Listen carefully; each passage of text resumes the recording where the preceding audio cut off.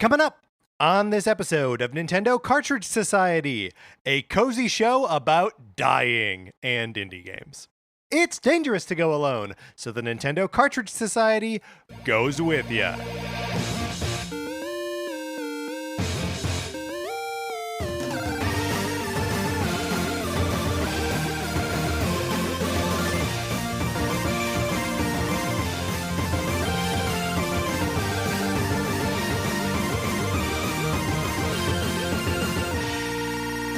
Welcome to Nintendo Cartridge Society. My name is Patrick Ellers, and I am joined, as always, by my co-host, Mark Mitchell. Mark, how's it going? It's going really good, Patrick, although I have to ask you, is it hot enough for you?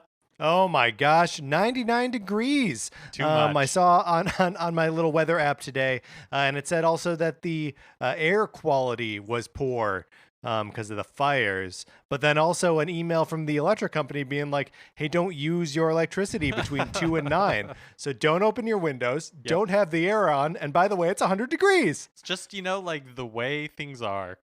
Yeah, I mean, I suppose, remember back at the beginning of the pandemic when we had beautiful weather? I do.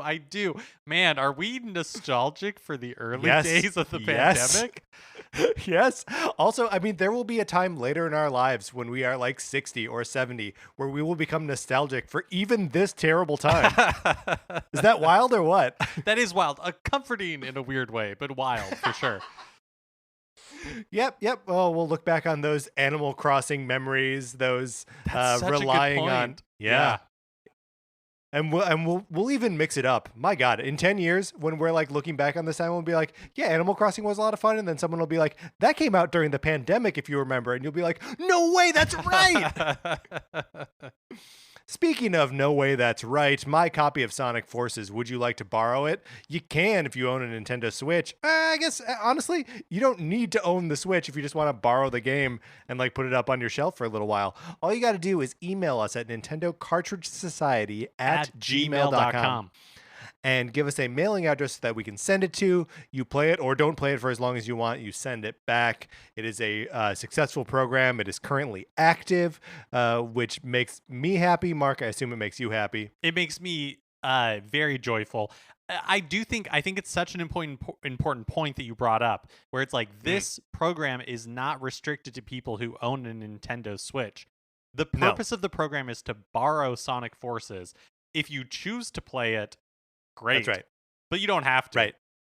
Right. One of the founding principles of the Sonic Forces borrowing program is that no one can tell you what to do with my copy of Sonic Forces once it is in your possession.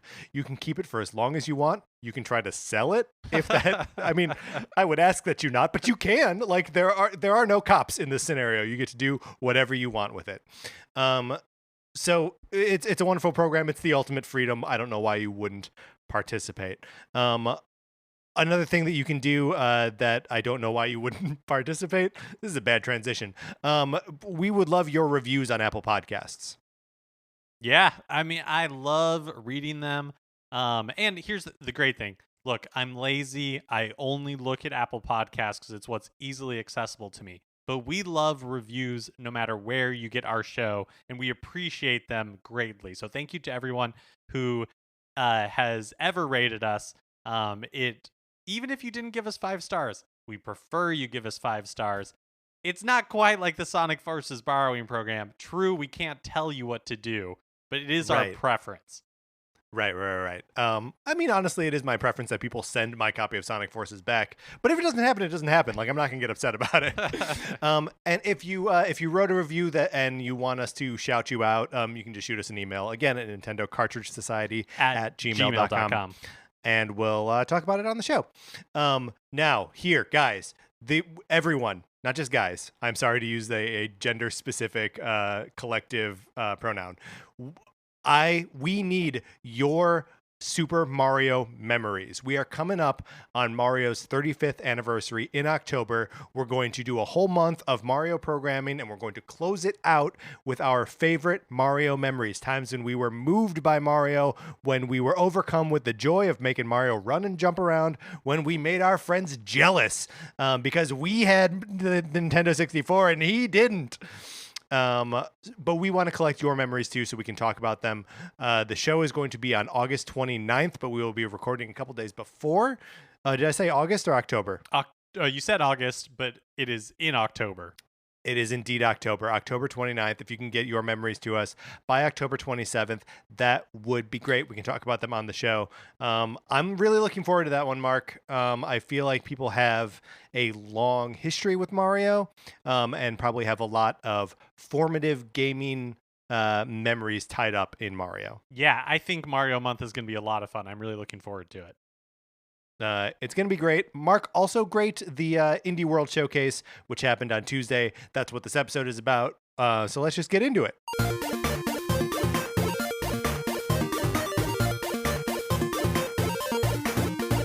Now, Mark, we weren't sure when this was announced whether there would be enough meat on these bones to make a meal out of it. But I feel like this was a pretty good indie showcase. Yeah, absolutely. The last couple of the Indie World showcases have been like enjoyable, but there wasn't really anything that like moved me to like where I was like, oh wow, like I'm absolutely going to pick that up. Or this was definitely one where I was like interested in a ton of the games that came out. Yeah. Well, and this one also had a lot of like, and it's available now action items, It right? did. Like, It had a crazy amount of that. It felt like. Just a quick, like, by the numbers here, there were 14 games that were new to Switch that were being highlighted in this thing.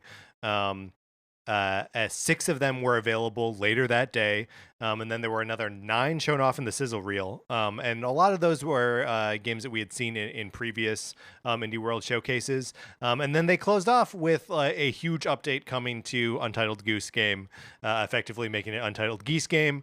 So it's just, there was just a lot, just by the numbers, a lot of stuff in this thing. Yeah, totally. And then one thing I wanted to say before we start like breaking down every little piece of it, at the end of the video, they said, oh, by the way, we're holding an indie sale, which affects a lot of the games that we have announced today, which is pretty cool. That means games that were both announced and coming out today were also, and by today, I mean Tuesday, were also at a lower price than they would be, later. So the sale is in effect until the end of August, Sunday, August 30th. And in addition to the games that we will talk about as we come up, there were a lot of like older indie games that are also on this list. Enter the Gungeon is 30% off, so it's $7. Streets of Rage 4 is 15% off, so it's 21-24. Ori and the Blind Forest is 30% off. Dead Cells is 40% off. Creature in the Well is 40% off.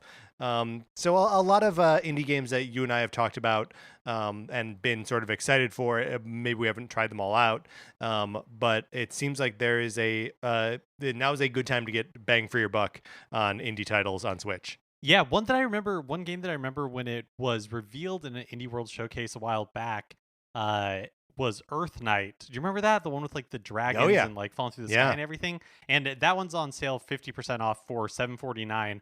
I never really did any follow-up on that. Like, is it a good game? I don't really know. Yeah, I don't know. And Neocab, remember Neocab? That's 25% off, so down from 20 to 15. I mean, I picked up a handful of games that were like featured in the showcase, but now I'm like, should I go back and like grab some of these before the sale is up? The whole Indie World Showcase is such a cool opportunity to shine a light on games that don't have, a high enough profile, and like roping the rest of these in with a discount. It's a nice, like rising tide raises all boats. Like I like that a lot. Yeah, absolutely. Mark, do you want to get into the one at a time? Here are all the games. Here's what we think about them, and here's what we think about the presentation. Or do you have anything else overarching to say about the presentation? No, I don't. I'm dying to get into the specifics. Did you miss Damon and Rich? No, what was that guy's name? I feel like we answered our own question. That's right. No, I didn't particularly miss them. I felt like the people who were narrating the North American version were fine. It was that perfect amount of like awkward, stilted, I'm reading the teleprompter at the Oscars type performance where like, like you're selling it enough, like it's endearing, I'm into it. Thank you for this presentation. It is so weird though that like there are a couple of times where you're just like, oh, they didn't see like that joke coming in the script? Like it felt like there were a lot of cold reads that made it to the final version of this. But yeah, for whatever reason, it's still charming. It's still endearing. So the presentation opens up with Hades, which is a game from Supergiant, the developers of Bastion and Transistor. This is a game that has been sort of out on PC since December 2018, but it will be making its like version 1.0 debut in this fall. And so that'll be on PC platforms, Epic and Steam. And then it seems like it's console exclusive when it launches to Switch. But the language on that on the website is a little bit confusing. So, right, like you point out, the showcase used the phrase "system debut," which, like, what does that mean? That what does system debut mean? Readily apparent in any game that is a new release. But yeah. So this is a game, I know I said I was excited to dive into the details, but I don't really have any like strong feelings about this one. I am happy to see that it supports cross save. Those are just like words that I love to hear. Like I love that it's becoming like more and more prominent. And I know that, sometimes it's restricted to just like PC and like console version and not necessarily like console versions talking to each other. But just like they added that to The Witcher 3 in a patch to the Switch version. It's like, yeah, like that's like a killer feature. This game, Hades, has been out since like December 2018 in early access on PC. And, one of the Switch's killer features is its handheld mode. So being able to like keep all that progress, but being able to play it in bed, like that sounds awesome. Yeah, and the game itself, right? I don't think we really talked about it. Is a roguelike, like overhead hack and slash dungeon crawler, where you play as the son of Hades trying to escape from hell. And every time you die, you wind up back in hell, and then like have grown a little bit and just like try again. So it seems like the type of game that you could be restarting again and again forever, but always making a little bit of progress, right? And the idea of not being able to bring that progress over to Switch, huge bummer. But totally. Luckily, they've sidestepped that bummer entirely. Have you played any of the other Supergiant games? I haven't. I know, but like Bastion is the one that I am most familiar with, but I haven't played either of them. So I picked up Bastion when it came out on Switch, or when it saw like a price reduction of, it was like an 80% off sale or something like that. So I think I paid $1 for it, maybe $2. And it's a cool game with like a lot of style and swagger. The specific like flavor of that swagger was a little bit laughable to me, but I also don't know if like they know they're being funny or if like it's like it's just absurd enough that I'm like maybe they do get it, but also maybe they don't. And either way, like the presentation is fun and the like actual action was fun too. So but Bastion plays like very different from Hades though, right? It's not really dungeon crawler, or is it? I mean, it's not. It sort of is. It's sort of it's not roguelike for sure. But like you are, and it's probably not procedurally generated in the same way that Hades is. But it's got like the same sort of perspective, and like you are sort of managing your resources to explore spaces and combat bad guys. So it's I don't know. I'm not disinterested in this. I haven't read any reviews of Hades or anything like that. If there are any, it's still obviously in its early access. But yeah, it's something that I'll be interested to look into as we get closer to it. Up next was Hypnospace Outlaw, which is coming to the Switch on August 27th. And this game is on sale right now. 25% off the $20 regular price for $14.99. So this one looks like visually really interesting. Basically, you're exploring an alternate history version of the 1990s through like the janky websites of the era. Yeah, hopefully you had an Angel Fire website and you know how to navigate it, or GeoCities, because that's what this game looks like. Like you are operating, on like a Windows 95 web browser of some kind. And the thing that's intriguing to me is like I'm not entirely clear based on just like the video that they showed what the gameplay is. There is a demo out now which I haven't picked up yet, but the thing that like is intriguing to me is they talk about like having to like solve mysteries, and so I'm hoping that in this game I'll be able to role play as Sandra Bullock's character in the net. Perfect. And like solve whatever mysteries and uncover whatever conspiracies I have to uncover. Is Mel Gibson in that one? I don't believe the Mel Gibson is in the net. I don't. Who's in the net? I think it's Sandra Bullock, and I don't. There's a dude.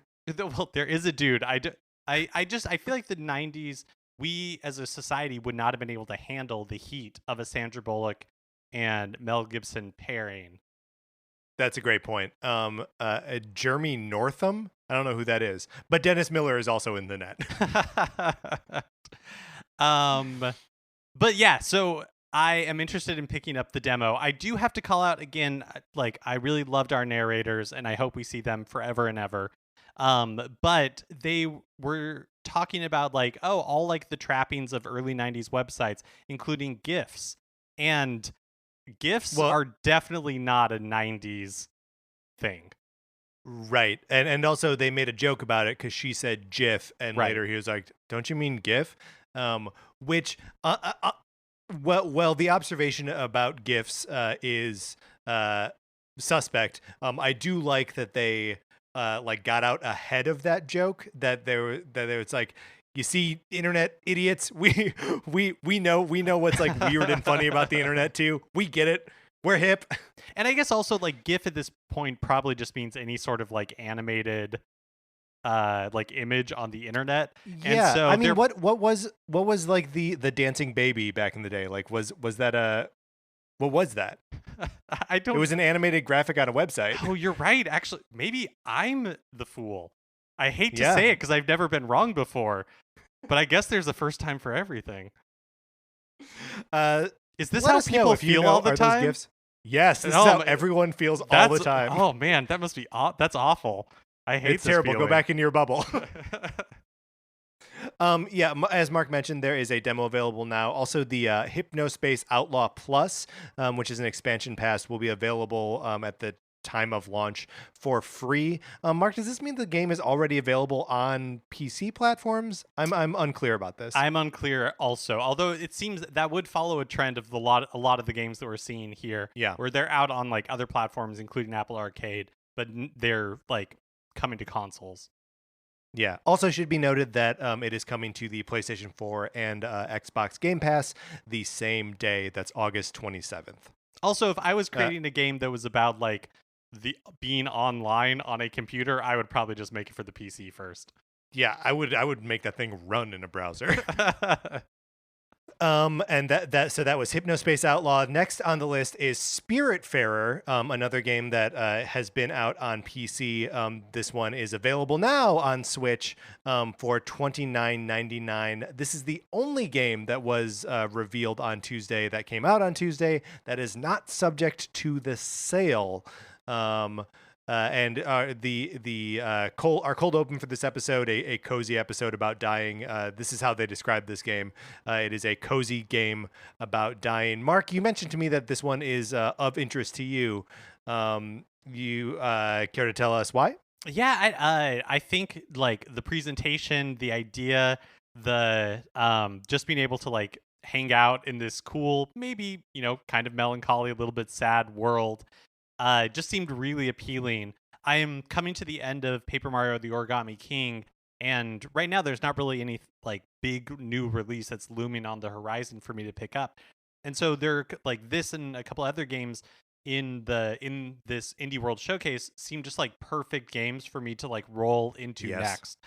And this is one that just seems like I don't know, just like like relaxing. I don't know if that's the right term, but just like a world that I want to be in. Yeah, the sort of elevator pitch for this is that it's a management game where you help escort animal spirits over to the other side by like forging relationships with them and sort of managing your boat and exploring the world. It seems super chill. The game reviewed super well on PC. This is one where I did go and check out a lot of reviews. Tom Marks over at IGN started off his review by saying like, so The Last of Us 2 is like a deeply depressing, crushing game about death and violence, and this is like the opposite of that. This is this is like the antecedent. This is where we can talk about peace, where we can find some sort of comfort in what comes after this life. Yeah, and that sounds like really nice. Having like some sort of comfort. It also in my head canon is that okay, there's a movie from I think 1990 that there's no reason anybody would have seen it unless maybe you saw like the MST, the Mystery Science Theater 3000 episode where it was featured. But it's a film called Soul Taker, and it starred Joe Estevez, and it was about like this kind of like Final Destination actually. Where this like group of teenagers gets into a car accident and they evade death, and so like these two beings in like black trench coats are having to track them down because it's their job to gather their souls. And so in my head, somebody else knows about this movie and was like, "That's an idea for a video game, but I'm gonna like make the cute version of this." I love it. Also, I just really appreciate that this the trailer started off with and it said there, blazoned right across the bottom, like not actual gameplay, where it's just like a nice, chill anime music video for like a hug your friend neighbor Totoro style. Like it was great, and it made me very relaxed and happy. Speaking of which, so the next game they showed was Garden Story, which is a game that's coming in 2021, developed by Picogram, which seems to be like a one-person dev team, and I think published by Rose City Games. So this one, and there was another one I think a little bit later, but or maybe it is this one. Actually, I'm blanking right now, but this is the one. It gave me such Stardew Valley vibes in like a really like positive way. Mm-hmm. Yeah, well, possibly Bear and Breakfast. That they both seem to be developed with like some of the same tools and the same tools that you see used in Stardew Valley, where like the menus have that kind of look to them, and like everything is like an 8-bit / 16-bit, all kind of faked. But is still like that's still like an appealing aesthetic. I don't hate it. Yeah, totally. What exactly the gameplay is, I'm not 100% sure, but Picogram in his little like narration about the game talks about how it's about building communities and bringing people together. Again, these are all ideas that I'm super into right now. Yeah. And you play as a grape. So, I mean, like, what's not to like? What more could you want? Next up was Subnautica and Subnautica Below Zero, which is the sequel to Subnautica. Again, this is a game that had been previously out on PC and possibly some other platforms too. It's like a first-person underwater swimming exploration game. Seems cool. Seems like they took the concept of...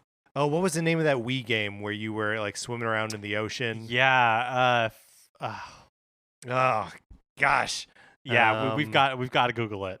Yeah, I've got a Wii Ocean game, Endless Ocean. Yes. So it seems like they kind of took that concept and it kind of aliened it up a little bit and adventured it up a little bit. So there are actually like tasks and like some element of danger, but still a relatively chill experience. And the animals are not recognizably Earth animals, which is also cool. Yep. And then after that is Takeshi. And oh wait, did we get to the release date on that? I don't know. I don't know. Coming out. That's another next one that's coming next year as well. Yeah. Takeshi and Hiroshi is available now. It's 10% off, so it's $8.09 on the eShop right now. This is one that I think was on is currently on Apple Arcade and is now making its debut on Switch. We'll see a couple of those in here. Yeah, the cutscene that they show off is really cool. It's like a stop motion animation style, like a little like Gumby-ish in an endearing way, which I don't usually say about anything related to Gumby. But Mark, don't start this Gumby fight again. but I do have to say, okay, so that just seems to be the cutscenes. The game itself is kind of like a 2D game where you're designing RPG challenges for your sick little brother, and so you have to get like the balance right. I have to say I really like the animation style of the cutscenes.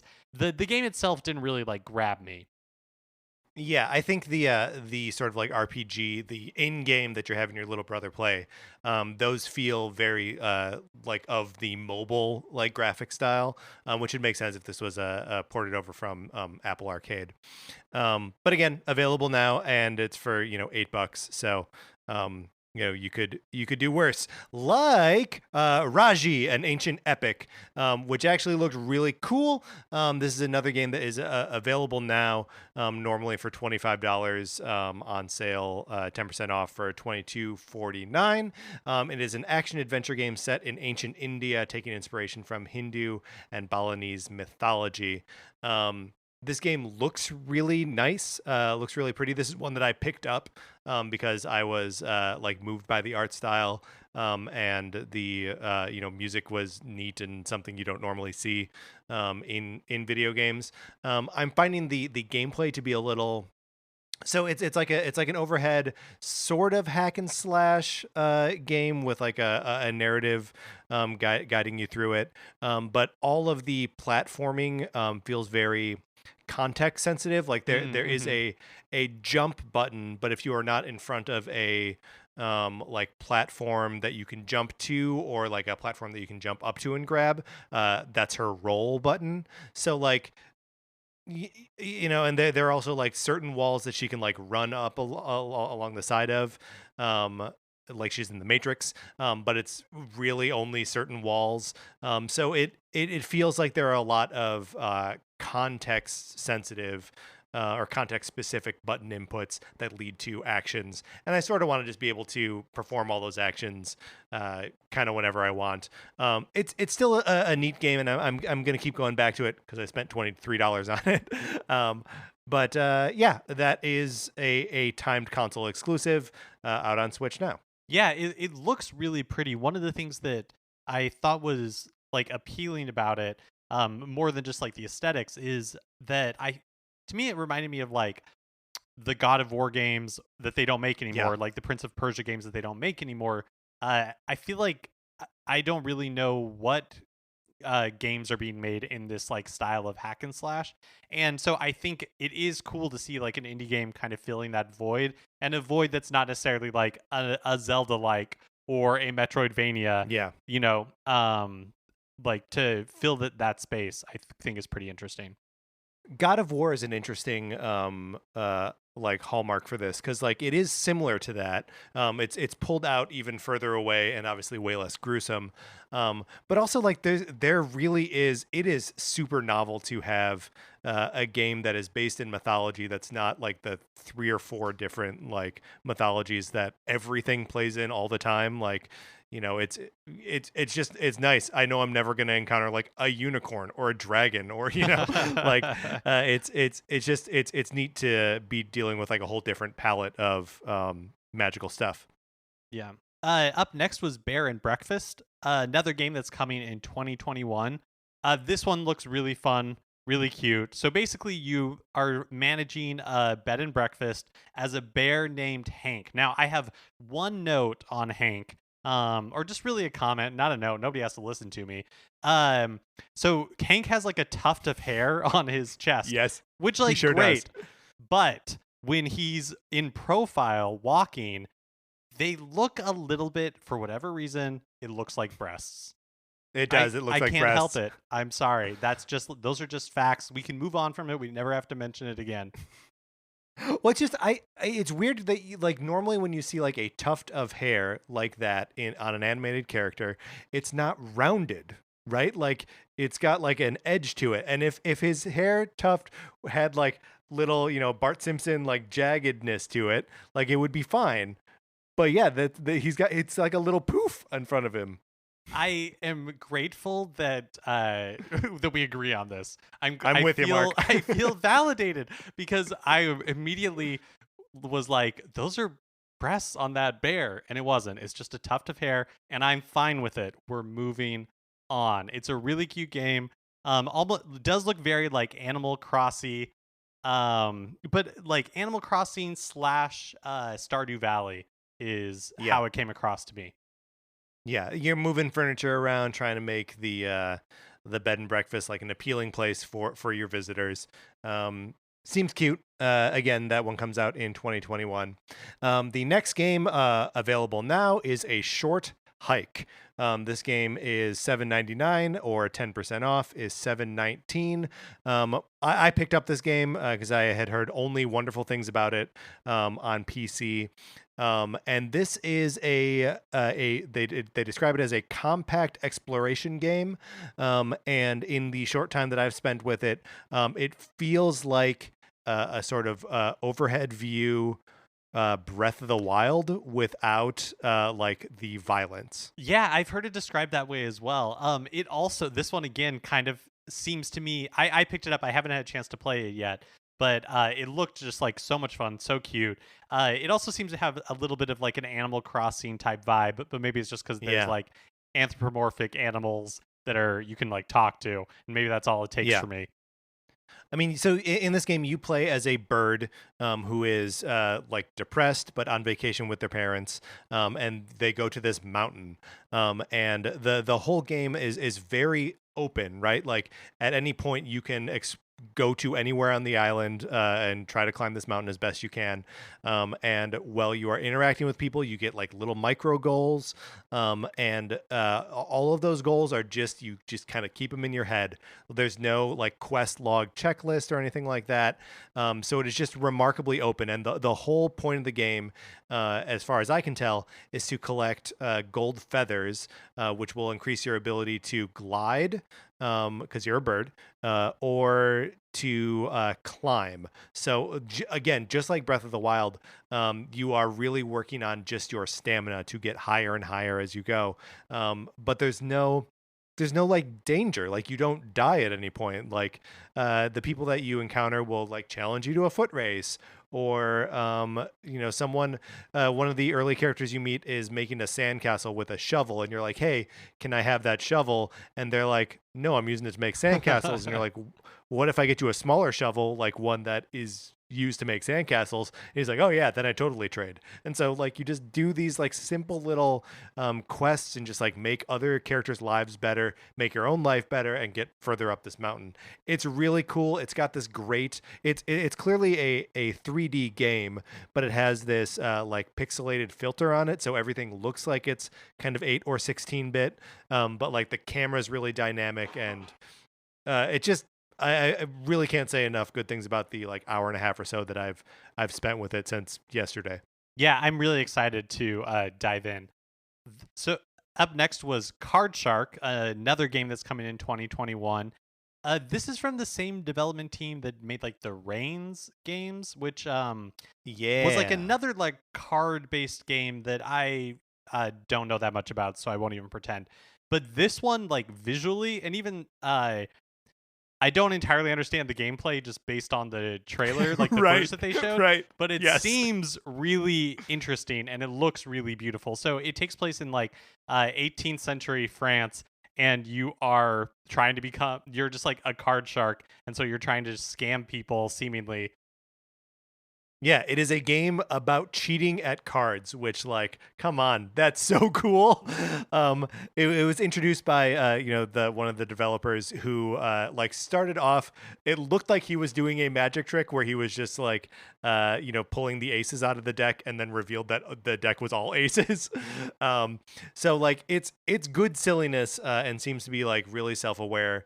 But man, the art style in this thing is I don't even really know how to describe it. It's got like an impressionist quality to it, but also like a little bit cartoony, distinctly European. I don't know. This one seems dope, and I'm really looking forward to it. Yeah, I'm excited to learn more about it. Next up was Torchlight 3, which is coming out in fall of 2020. This takes place 100 years after the previous Torchlight game. And just like the last one is a Diablo-like game. A couple of like new features to this one. You can build a fort and show off your gear to the world using the fort. And also pets are returning.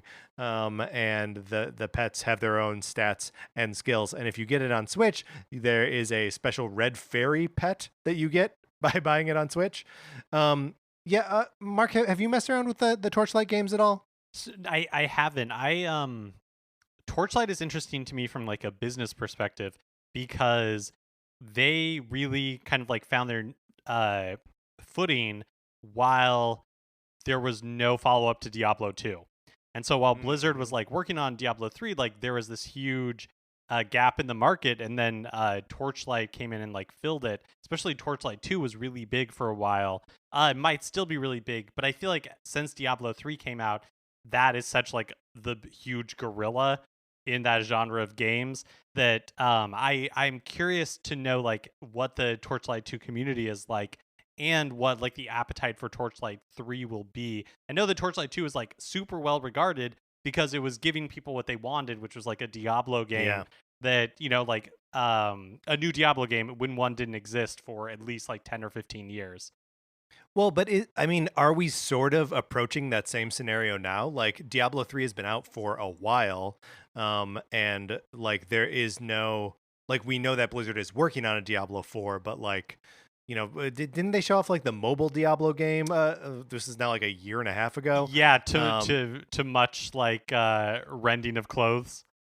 Yes, and then them defending their decision by going, "What? You guys don't have phones?" I love it. It's so good. But I mean, so sort of what I'm saying is that like maybe the Diablo community is in a place where like they do need something else to play, and if Torchlight 3 is going to be that, it could be that. Yeah, that's a great point. Maybe I guess it just feels like less time between Diablo 2 and when like Torchlight 2 came out. But you're right, it has been a while since Diablo 3 came out. So maybe there is like the vacuum there. Diablo 3 came out May 15th, 2012. So it's been oh my gosh. over 8 years. I mean, they've been supporting it pretty well, right? And you know, it came to Switch, you know, maybe like two years ago ish. So like it feels like Diablo 3 has been a little bit more just present through updates and stuff. But yeah, it's been 8 years since the last Diablo game came out. Next was Manifold Garden, which was another game that dropped on Tuesday at 10% off, so for $17.99. It's a first-person puzzle game in like environments that are supposed to invoke like MC Escher drawings, and you know, like it's all about messing with gravity. And so it talks about like you'll like be making your way through a puzzle, and then you will like fall through the environment and back to the beginning. What is the name of? I'm sorry to do so much like looking up on the fly, but there was a PlayStation game, first-person puzzle game based on like perspectives. Anyway, I was getting a lot of like vibes of that just you know, that idea of like trying to wrap your head around the sort of visual tricks in a space that you actually have to like maneuver around them. This seems like a cool game. It's one that I'd like to, you know, wait until it, you know, drops in price to like $10 and then pick it up. But it looks cool. I like the really minimalist application of color. Like it's mostly black and white. Yeah, it is visually really interesting. I know that for myself, like, I mean, as I'm finding with Paper Mario, the Origami King, it's like puzzles are just not really my thing. I get like so frustrated with them. And then next on wait, did we say? I'm losing track of things. Manifold Garden came out on Tuesday. Next out is Evergate, also came out on Tuesday. it was 15% off instead of the 10% off that a lot of these have been. So it's normally 20 is going for 17. It is described by the development team as a dreamlike 2D puzzle platformer. This is another one, which is, I guess, about death. It is a quote journey through life, death, space, and time. You play as a little thing, a little creature, and you command the soul flame, which is the way that it interacts with the environment, slowing down time, activating switches, that sort of thing. It looked kind of cool for a second. I thought this was Hollow Knight, because the character has a very similar look to him. Yeah, it totally reminded me of Hollow Knight crossed with like Ori and the Blind Forest. Yes.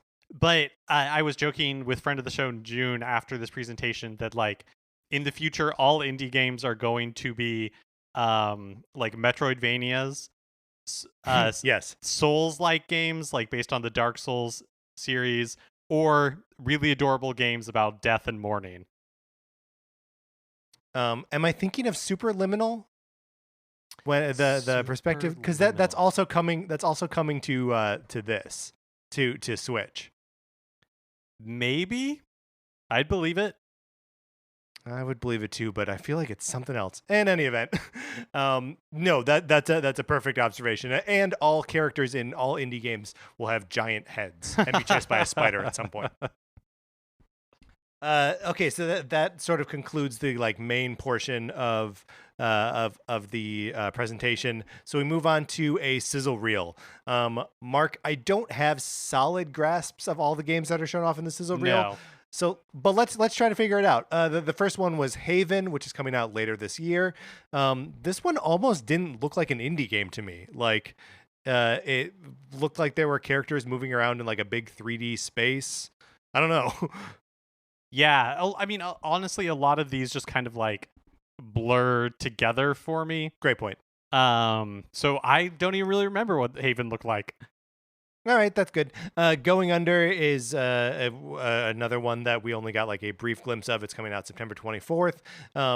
From what I could see in there, there's like a human character in a room in like a 3/4 perspective, and it looks like a bunch of like mini games almost. Like we see bumper cars, we see the character like trying to achieve like little goals in that space. So maybe it's a collection of mini games. Red Lantern was up next. That comes out autumn 2020. Remember Red Lantern? This is that dog sled racing like adventure game. Yeah, I feel like we have seen it in a Indie World presentation before, right? Okay, yeah. Yeah. Mm-hmm.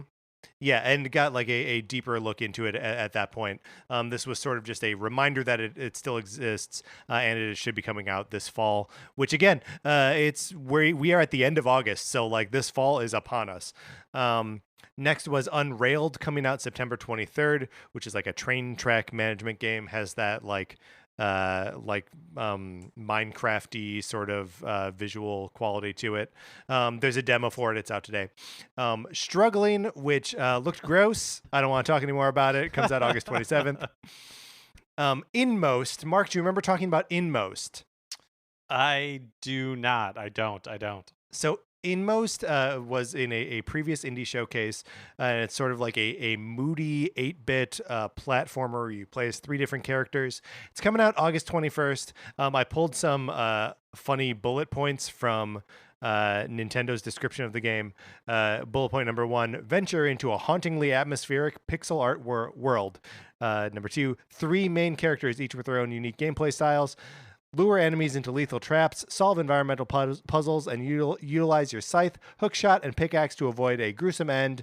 Discover a 3 to 5 hour emotional story intended to be played on a single sitting on a dark and stormy night. Nintendo, way to program an evening for me. That sounds great. 3 to 5 hour emotional story on a stormy night? Yes! Yeah. Then we also saw She Dreams Elsewhere, Everywhere? I wrote Elsewhere, but I don't know if that's actually the name of the game. Coming out early 2021. It looks kind of like an Undertale-like game. And then Grindstone, which is another game that has been on the Apple Arcade. that is coming out in autumn 2020, and Goner 2 also coming out autumn 2020. Mark, any reactions to any of those games? I don't have any reactions to any of those specifically. Before we get to the final reveal of the Indie World Yes. Showcase, I'm going to throw another game at you that could be the puzzle game you were thinking of. Is it Please. Gorogoa, like Gorogoa? Oh, it is so profoundly not Gorogoa. Hold on. I'm skipping ahead in this Superliminal trailer, which it isn't in this indie showcase. I don't know why I thought that it was. It might be Superliminal. No, I'm thinking of a different game. Mark, we're never gonna figure this out. And I apologize for distracting us repeatedly about it. What's Gorogoa? I'm going to. It is another game. It's like a puzzle game where you have to get out of places, but it's all based on perspective. I mean, maybe it is that. I don't know.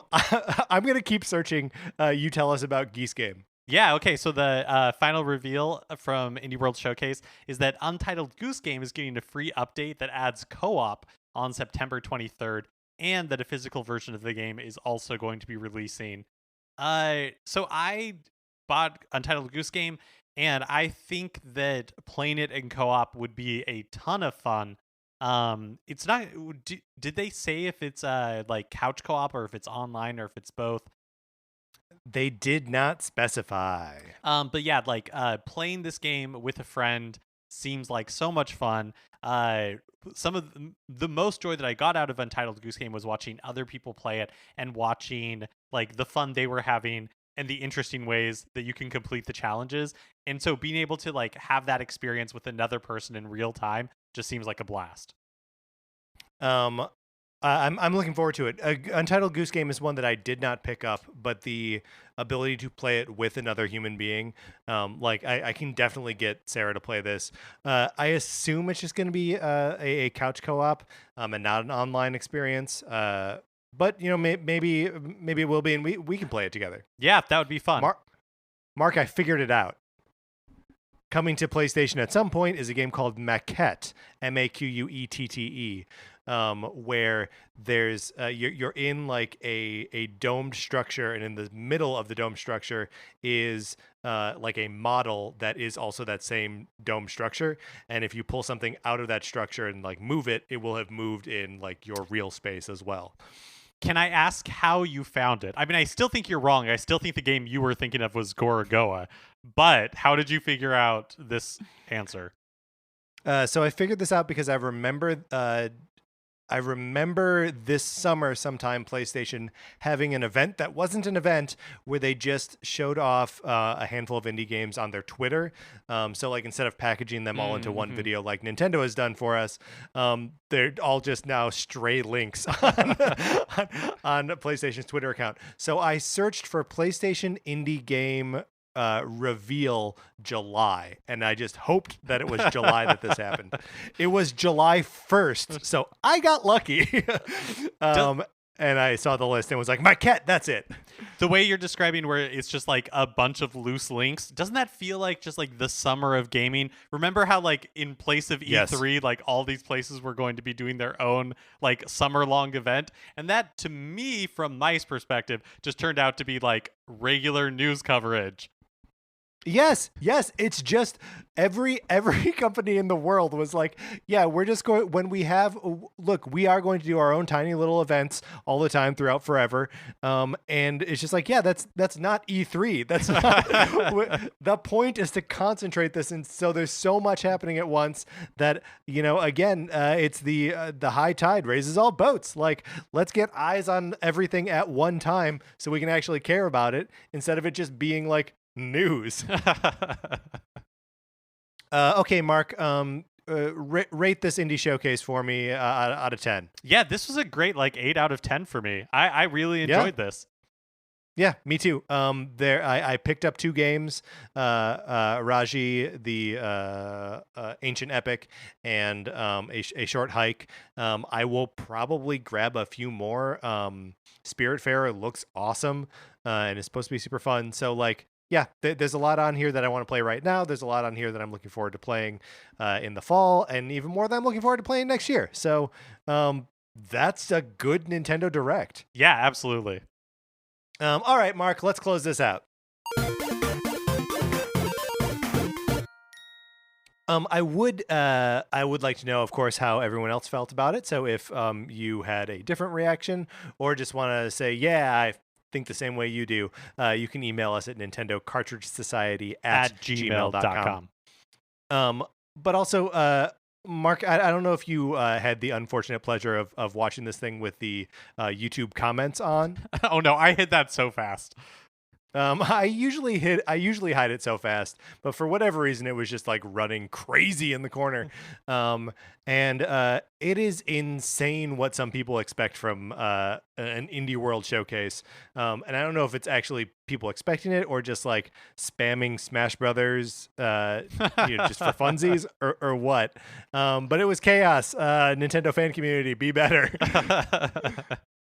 All right, that's going to do it for this episode of Nintendo Cartridge Society. Remember, please rate, review, and subscribe on Apple Podcasts. If you like the episode, you can share it on Facebook or Twitter, wherever you share stuff.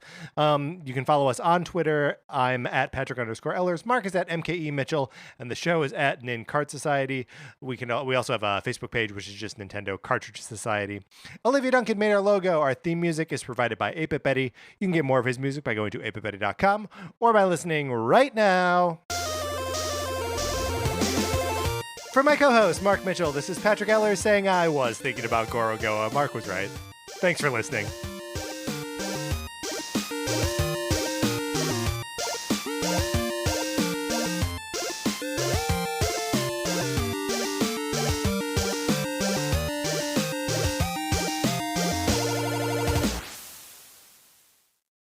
Hey guys, I'm Stevie Nelson. And I'm Dave Horowitz. And we're the hosts of I Burn Everything.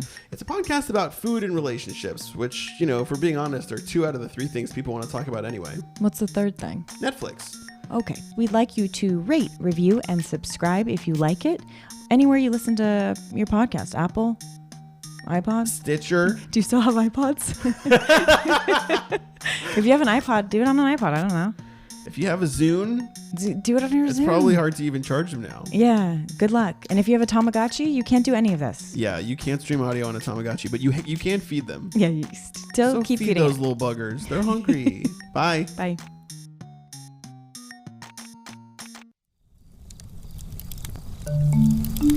Campfire.